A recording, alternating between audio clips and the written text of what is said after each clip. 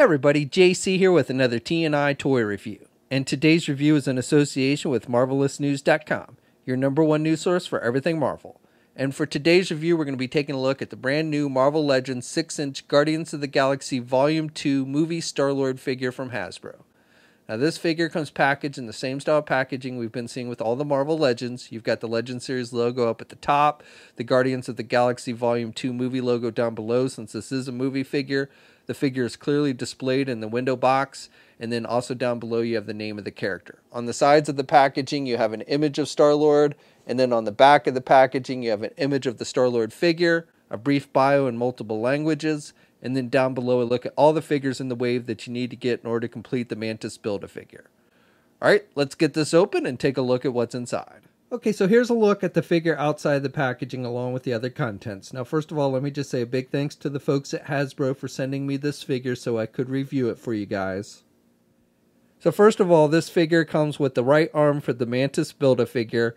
Now, I'll be taking a look at Mantis in our own review probably tomorrow, so be sure to check back for that. Okay, so first of all, this Star-Lord comes with a little teeny Sony Walkman. At first I thought this was a Zune, but I believe it is a Walkman just based on the outlines. It looks like you've got the cassette door there on the front. You got little buttons you can barely make out, but you can, if you look closely, it looks like it's got little buttons on the top and everything.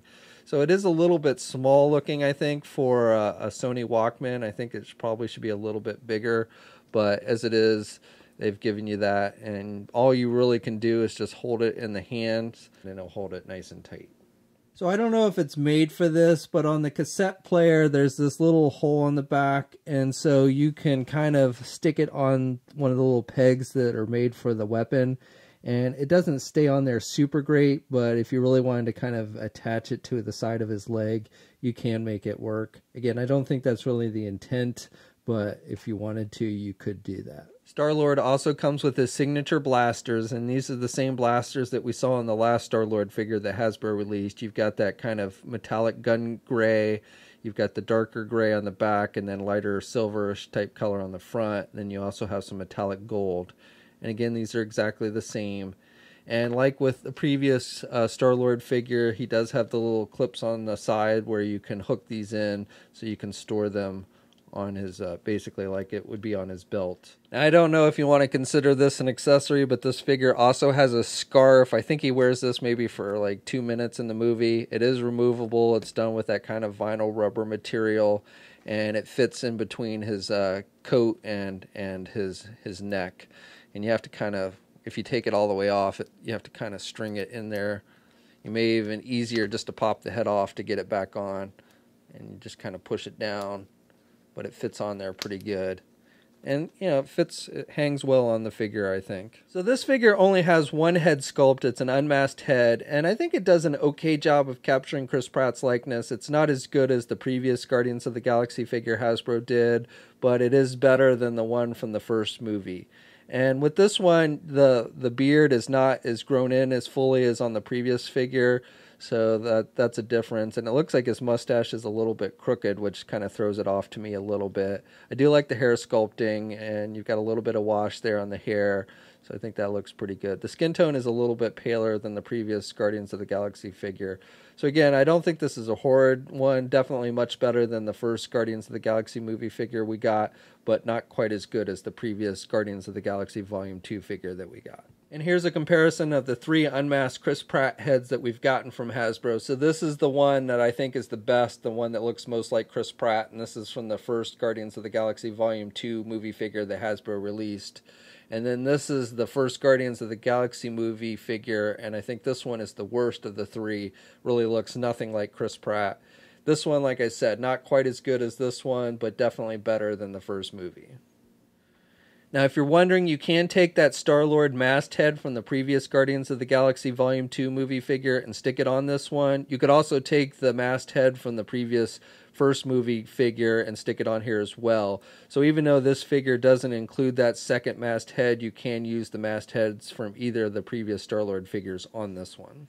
And then you can also take the unmasked Chris Pratt head from the previous Volume 2 movie figure and stick it on this one. So if you like that unmasked head from the previous figure, but you prefer the longer trench coat, you can mix and match the heads basically. So for the figure itself, you get the longer trench coat with this one, and the trench coat is done with vinyl rubber type material. Now the coat itself is a separate piece that you could remove, but the arms of the coat are sculpted on there.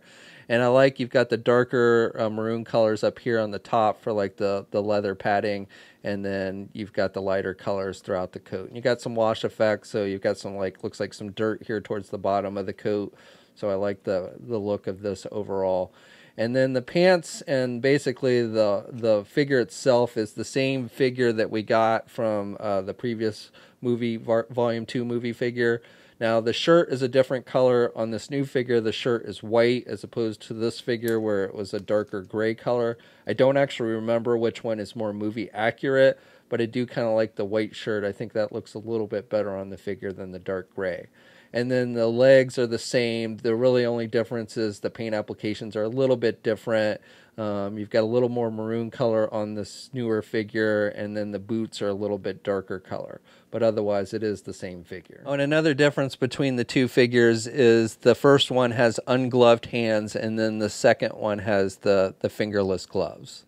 Now, this figure stands just a little bit under 6.5 inches tall. And here's a comparison with the previous Volume 2 movie figure and then the first movie figure, and all three are about the same height.